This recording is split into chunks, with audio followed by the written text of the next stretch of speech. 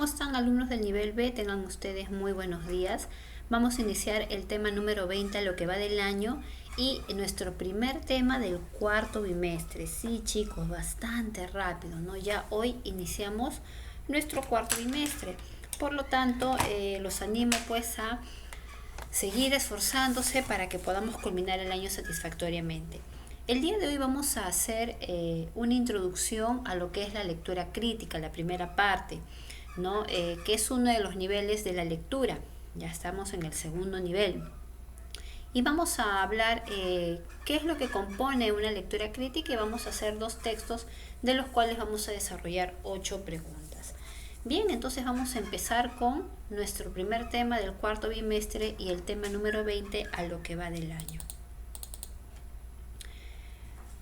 Antes de saber qué es la lectura crítica, debemos de saber qué es lo que significa comprender un texto, qué es lo que nosotros hemos tratado de hacer a lo largo del año pasado y este año. Comprender un texto, chicos, es un hecho en el cual van a interactuar no solamente el autor, que es el que te va a transmitir las ideas, ¿no? Y también el lector, ¿no? Sino que es la forma en cómo se va a interpretar el mensaje del texto. Para esto existen 3 niveles de lectura: el nivel literal, el nivel inferencial y el nivel crítico valorativo. Hasta el año pasado y el primer bimestre, segundo bimestre, ¿no? Primer bimestre, casi segundo bimestre, nosotros hemos estado en este nivel, en el nivel literal, ¿no? Ahora estamos pasando al nivel inferencial, y el próximo año, Dios mediante, si continúo con ustedes acompañándolos, vamos a continuar lo que es el nivel crítico valorativo. Y si no estoy yo, bueno, lo harán con otra profesora. ¿Ya? Entonces, vamos a ver en qué consisten ambos niveles. El nivel literal, ¿no? Es aquel nivel de lectura que comprende la información de las palabras de manera textual. Es decir, se le da el sentido, significado de las palabras. Está en el texto, ¿no? Este tipo de texto se lleva generalmente en la primaria hasta segundo y parte tercero de secundaria, ¿no?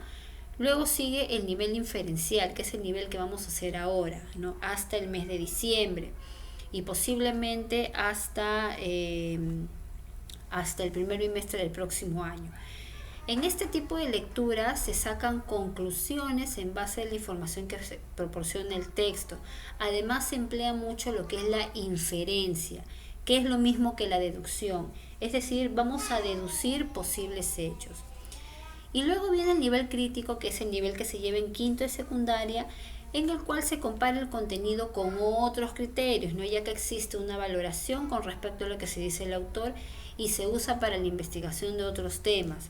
En este caso ya estamos hablando de lo que es un argumento, una tesis, premisas, conclusiones, ¿no? Entre otros componentes de la lectura crítica ya a nivel avanzado. Nosotros vamos a hacer la lectura crítica a nivel inferencial. Que entonces no es lo mismo. En realidad sí, ¿no? Solamente que el inferencial llega, es un tipo de lectura crítica, pero llega solamente hasta cierto punto. Por eso es que el tema es lectura crítica, primera parte, y la segunda parte, en la cual solamente vamos a ver la lectura de tipo inferencial, ¿no? Ya el próximo año vamos a verlo en una escala valorativa, que justamente es la tercera, ¿ya? Por lo tanto, yo te podría decir que la lectura crítica es todo un proceso complejo de la lectura. Acá ya no vamos a hablar tanto del tema, el título, la estructura, ideas principales, ideas secundarias. Ya no. Se supone que eso es algo que tú ya dominas, ¿no? Es más, en este tipo de lecturas no se te pide hallar esos componentes. Al contrario, ¿no? Se dice que es complejo porque te lleva de forma implícita a la capacidad de interpretar y realizar juicios sobre la información que vas a encontrar en el texto.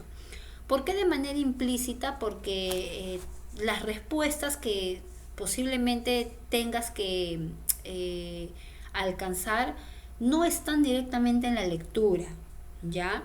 Sino que tengo que deducir. Ya vamos a ver un poco lo que es la inferencia y deducción. Ahora, la lectura crítica nos permite acceder al pensamiento crítico. Y justamente el pensamiento crítico cumple un papel fundamental en la formación de personas conscientes y responsables. ¿Por qué? Porque cuando tú empiezas a analizar una lectura crítica, vas adaptando a tu cerebro para que se forme el pensamiento crítico y antes de actuar, ¿no? Puedas analizar, meditar. Hoy en día lo haces en la lectura. Mañana más tarde lo harás con aspectos de tu vida cotidiana, ¿no?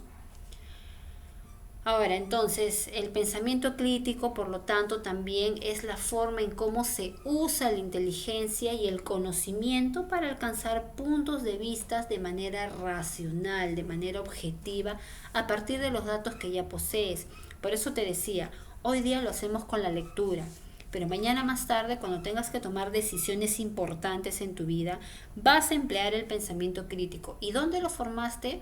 En la escuela, mediante la lectura, ya que cuando se te presenten situaciones de la vida, experiencias, quizás buenas o malas, vas a empezar a analizar, a sacar premisas, a argumentar correctamente de repente un hecho, ¿no? Vas a sacar conclusiones. Entonces, vas a tener suposiciones, vas a poder argumentar a favor o en contra de una situación. Entonces, eso es lo que busca este tipo de lecturas.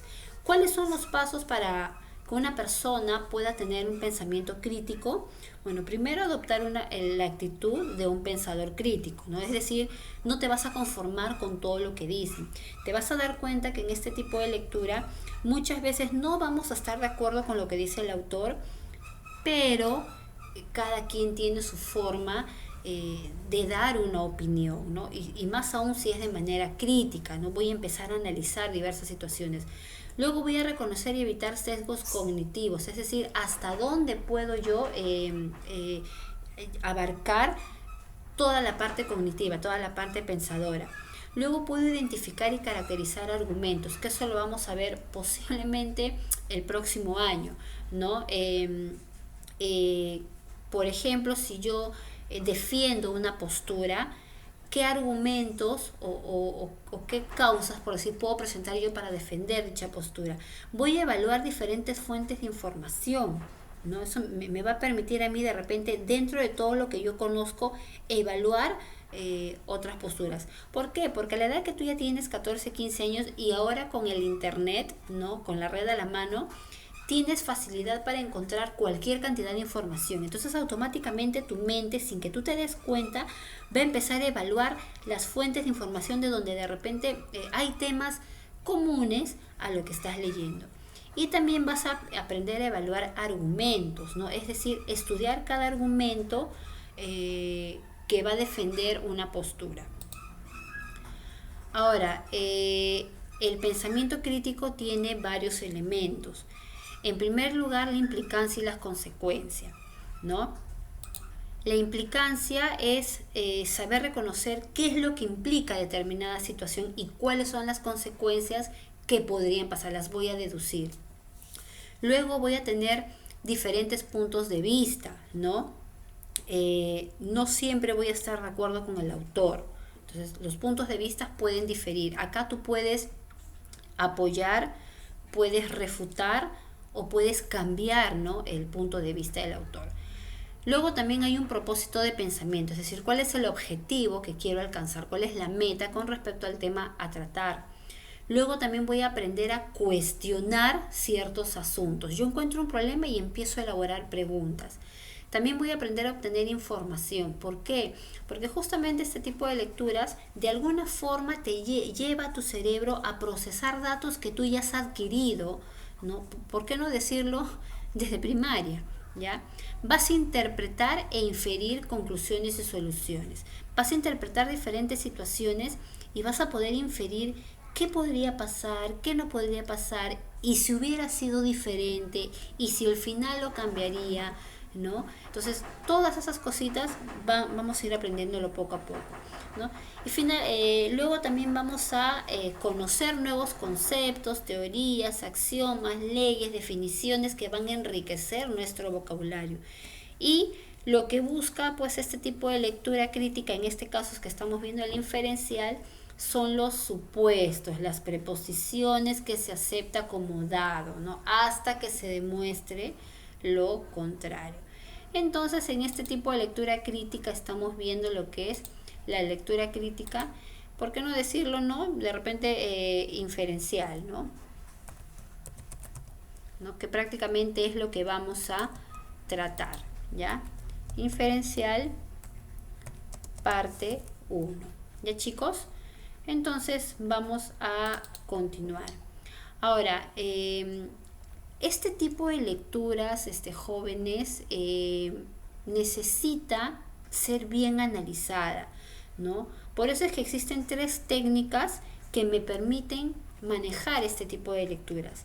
Primero, hacer una lectura de exploración, es decir, la primera lectura, ¿no? Más o menos saber de qué cosa se trata, qué piensa el autor, ¿no? De qué cosa está hablando.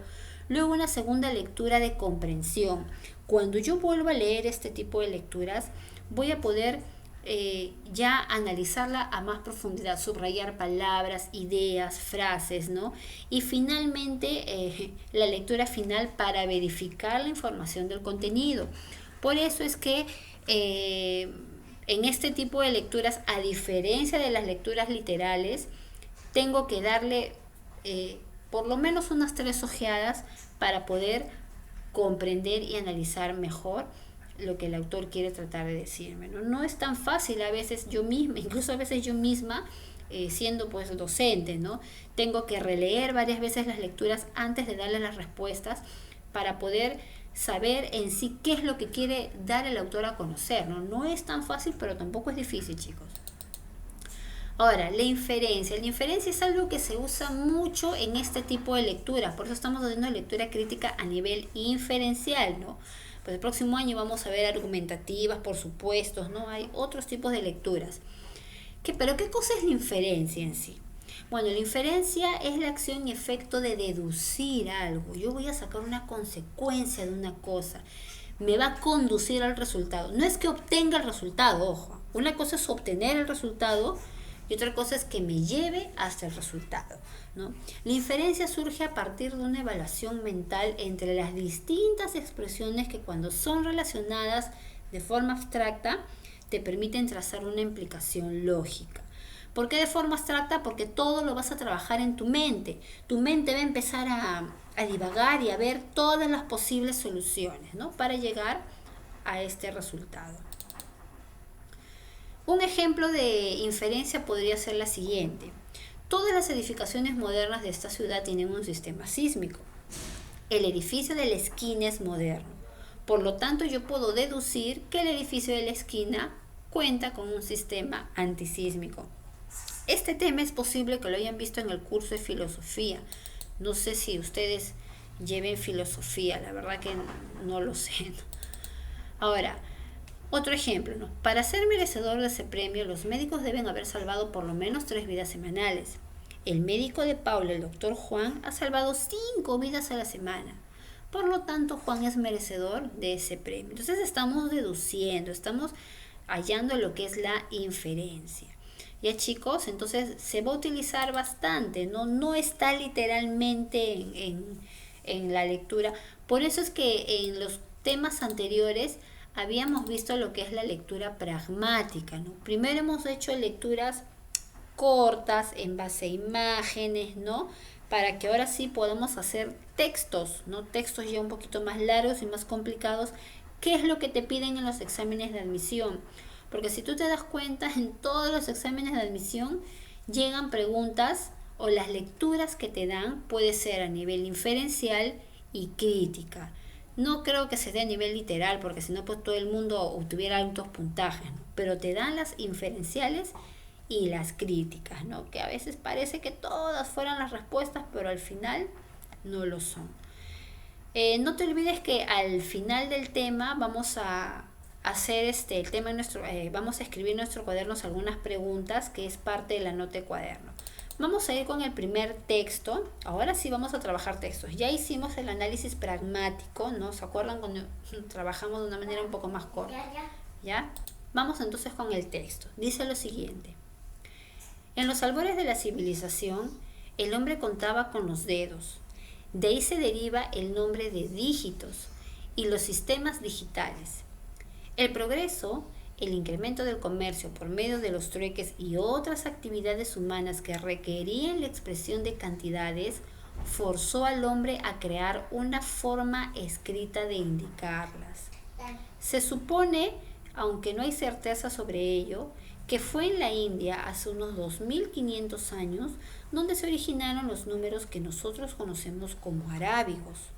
El manuscrito más antiguo en Europa en el que aparecen esos números arábigos se encontró en España y data del año 976, se supone que antes de la era común, ¿no? O antes de Cristo. Bien, vamos a analizar entonces las preguntas. Dice, según el texto, mira, me dan 3 enunciados. En los albores de la civilización, el hombre poseía muchas numeraciones, para expresar cantidades se requieren actividades, y la única civilización precolombina fue la India. Entonces, según el texto, ¿qué idea es compatible con la lectura? A ver, vamos a analizar. A ver, entonces, ¿qué idea no es compatible con el autor? Analicemos. En los albores de la civilización el hombre poseía muchas numeraciones. A ver, contamos acá de que presentaba solamente los dedos y que de ahí deriva. Por lo tanto, la alternativa 1 es falso. Ya no poseía muchos sistemas de numeración, apenas contaba con sus deditos. Luego dice, para la expresión de cantidades, ojo, para la expresión de cantidades se requieren diversas actividades humanas. O sea, para la expresión cantidad se requiere una actividad humana, más no una forma escrita. A ver, vamos a ver qué dice acá. Dice, el progreso, el incremento y el comercio por medio de trueques o hacer actividades humanas que requerían la expresión de cantidades forzó al hombre a crear una forma escrita. Pero mira lo que acá se supone, aunque no hay certeza de ello, ¿no? Entonces es algo que no es seguro, ¿no? Por lo tanto, se podría decir que esta expresión es verdadera, ¿ya? No hay prueba de esa idea, ¿no? Ahora, esta pues es recontra falsa, ¿no? La cultura precolombina no tiene nada que ver con la India. Por lo tanto, mi respuesta será 1 y 3, ¿ya? Luego dice acá, ¿qué se deduce del texto? ¿Solo el hombre de la India tuvo una idea de numeración? No. Que por ahí se encontraron sistemas digitales, sí, pero que tuvo la idea, no, porque desde que el hombre contaba con los dedos, ya había una idea de numeración. Bueno, la B es ambigua. Gracias a los sistemas digitales, ¿el hombre pudo utilizar mejor sus dedos? No, fue al revés. Más bien, gracias a los dedos nacen los sistemas digitales. Los dedos son la génesis de la numeración, exacto, ¿no? ¿Por qué? Justamente lo que estábamos contraponiendo a la idea de la letra C, ¿no? Gracias a los dedos el hombre empezó a enumerar. Después ya surgieron los sistemas de numeración. Ahora, indique usted si la premisa es verdadera. Entonces, el hombre creó los sistemas digitales, sí, es verdadero, ¿no? Nos piden hallar verdadero o falso. Fue en la India donde se originaron los números. Bueno, según lo que dice acá, a ver, sí, se originaron, ahí está. Entonces, decimos que es verdadero. Luego menciona acá, en España se encontraron facturas con números arábigos. Me parece que también es verdadero, ¿no? Encontraron una serie de documentos. A ver, vamos a comprobar. El manuscrito más antiguo que aparece en Europa, ¿no? Bueno, dice que es un manuscrito, no señalan, entonces sería falso. No señalan qué es. En la India se realizaban trueques y otras actividades. Bueno, sí, porque a pesar que no lo dice en el texto, pero sabemos que el trueque es algo que ha existido en todas las civilizaciones. Los mayas se desarrollaron máquinas. ¿Esto es cierto? Ay, no, pues eso es falso. ¿Y cómo van a poner esas cosas? Ya están burlándose de mi inteligencia. Vamos a ver acá. El posible autor del texto será un matemático, un hombre de origen árabe, un intelectual hindú, un historiador o un arqueólogo. Bueno, al parecer es un historiador de números arábigos, ¿no? Porque solamente los historiadores pueden hacer esto. A ver, arqueólogo aficionado a los números. No, pues no. No. A ver, ¿por qué decimos que es un historiador? ¿Qué cosa es un historiador? A diferencia de un arqueólogo. Bueno, acá he encontrado algo, dice que un historiador se especializa en el pasado teniendo en cuenta la investigación, estudio, análisis, interpretación y documentación de hechos de la historia, ¿no? En cambio, el arqueólogo necesita estudia algo, un material concreto, ¿no? En este caso de la lectura, en ningún momento se menciona que un arqueólogo haya encontrado algo. Se está contando una historia, es en los albores de la civilización y bla, bla, bla, bla, ¿no? Y cuenta que se encontró un manuscrito. Entonces, como está contando parte de lo que pasó, entonces podemos deducir que es un historiador. Vamos con el texto 2 y último texto. ¿Problema de identidad en el Perú? ¿Qué peruanos tienen problemas de identidad? ¿Lo tendremos quizás nosotros los blancos o mestizos que tenemos la guachafería de aparentar más de lo que somos o de pretender ser lo que no somos? Pero los indios, por lo menos, los campesinos de habla quechua o de las comunidades amazónicas no tienen ningún problema de identidad. Saben quiénes son. El problema para ellos es su autoestima, porque todo el entorno, todo el sistema procura avergonzarlos y hacer que se sientan mal consigo mismos. No deberíamos ir a la búsqueda de la identidad, sino crear las condiciones objetivas, sociales, políticas y económicas para que esas poblaciones peruanas reconquisten su autoestima. Tal reconquista implicará con el tiempo el ejercicio directo y dominante del poder. Cuando se entienda, por ejemplo, que el trabajo del campesino es más duro que el que nosotros realizamos en la capital con condiciones muy favorables, ¿no? Entonces estamos hablando acá de la identidad, ¿no?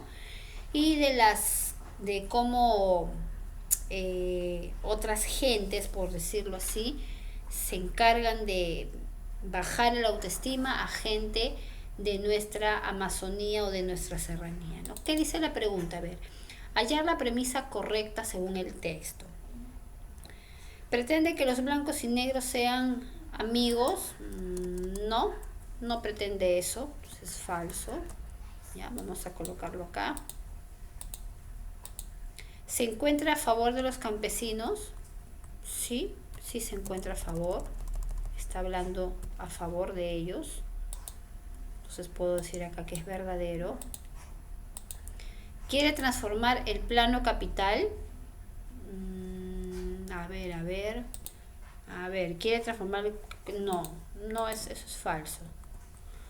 Quiere transformar en campo la capital. No, en ningún momento dice eso. Que quiere transformar la manera de pensar, sí, pero no que la capital se convierta en campo. Entonces vemos que solamente la respuesta 2 es la correcta. ¿Ya? A ver, sigamos deduciendo. El probable autor del texto podría ser un revolucionario capitalista, un dirigente gremial, un sociólogo. A ver, un revolucionario capitalista no, porque no habla nada de revolución ni de guerra, ¿no? Un dirigente gremial, ¿no? Un dirigente gremial es, por decir, pues el dirigente, no sé, del mercado de las flores, ¿no? No habla de eso. No tiene nada que ver con estadística. Es un sociólogo, definitivamente es un sociólogo. El sociólogo es la persona que estudia a la sociedad, ¿no? Los comportamientos y todo lo que rige dentro de una sociedad. ¿Qué podemos deducir del texto? A ver, ¿la autoestima solo se logra con políticas estatales? No. Los indios no aparentan más de lo que son, el Perú no trata muy bien a todos, la capital está llena de blancos, la identidad es variable para los extranjeros. Acá estamos viendo que la respuesta sería la letra B, ¿no? Los indios, dice ahí, no aparentan, ¿no? Justamente por acá decía que ellos no aparentan ser lo que no son, no pretenden ser lo que no somos, ¿no? Sin embargo, hay personas que se encargan de estar pisoteando su autoestima, ¿no? Específicamente los que vivimos en la capital. Indique usted si la premisa es verdadera o falsa. Las comunidades quechua tienen problemas de autoestima. Bueno, si nosotros vemos en el texto, justamente en este párrafo, dice el problema para ellos es su autoestima, ¿no? Y es cierto, porque por decir, generalmente una persona que viene de la sierra o la selva a la capital, se siente menos muchas veces, ¿no? Más del 90% de los casos se podría decir, ¿no? ¿Por qué? Porque nosotros en algún momento, ¿no? O pueden venir incluso ellos con una autoestima quizá alta, pero en algún momento cuando están acá, sufren esa burla, ¿no? Entonces, con la identidad ellos no tienen, la identidad y la autoestima son dos cosas muy diferentes. Los indios campesinos poseen una identidad también, eso sí es verdadero, ¿no? Y se sienten orgullosos de sus raíces, ¿no? A diferencia de nosotros, ¿no? Cuando nos dicen baile una danza, ay no, qué vergüenza, ¿no? Nosotros sí tenemos problemas de identidad. El sistema procura avergonzar a los indios y capitalinos. Falso, solamente procura avergonzar a los indios, a los mestizos, ¿no? Algo que no debería darse. El trabajo abunda en la capital cuando no hay indios, no, eso también es falso, no tiene nada que ver con lo que estamos hablando. Tenemos ahí falso. Con esas actitudes el Perú podría superar, no, pues cómo va a superar sus problemas así, si al contrario, no está chancando nuestras raíces. Justamente ahora en el Facebook decía, ¿no? Que no se celebraría pues el encuentro de dos mundos, ¿no? Sino la conquista que hubo acá con España fue pero aberrante, ¿no? Pura matanza y puro, bueno, la historia ustedes ya saben, pues, ¿no? Todos nuestros antepasados fueron totalmente denigrados, ¿no? Hasta más no poder. Bien, chicos, entonces hemos visto de que para hacer este tipo de lecturas necesitamos mucho de lo que es utilizar la deducción, que en este caso, bueno, estamos viendo lecturas elementales, lecturas básicas para empezar, y luego ya vamos a ir aumentando el nivel de las lecturas como lo estamos haciendo con los alumnos de quinto de secundaria. A continuación vas a sacar tu cuaderno y me vas a colocar la fecha de hoy, 13 de octubre del 2020, ¿ya? Y me vas a colocar como título lectura crítica, que en este caso será lectura crítica inferencial 1. A ver un ratito, chicos, se me ha perdido la diapositiva. Lectura crítica inferencial parte 1, ¿ya? Parte 1. ¿Ya, chicos? Y luego me vas a hacer estas 4 preguntas. Primero, con respecto a la lectura, explica en qué consiste comprender, interpretar y realizar un juicio sobre un texto, ¿ya? A lo que tú has entendido. Luego, en la pregunta 2, ¿qué es el pensamiento crítico y qué relación tiene con el tema? ¿Ya? Luego, en la 3, menciona los elementos del pensamiento crítico. En la número 4, ¿cuáles son las técnicas de análisis empleadas en la lectura crítica? Luego en la 5, ¿por qué se emplea la deducción en la lectura crítica? Y finalmente, en conclusión, ¿qué es la lectura crítica y en qué se diferencia de la lectura literal y valorativa? Ya estas 6 preguntas me las vas a desarrollar en el cuaderno junto con la separata que te voy a dar, y eso pues pasa a ser la nota de cuaderno más la nota de tarea más la nota de práctica. Ya, chicos, entonces con ustedes quedamos acá. No se olviden que hoy inicia el cuarto bimestre. Ya los temas 19, 18 y 17 por si acaso ya fueron revisados, y recién voy a abrir mi correo esta semana.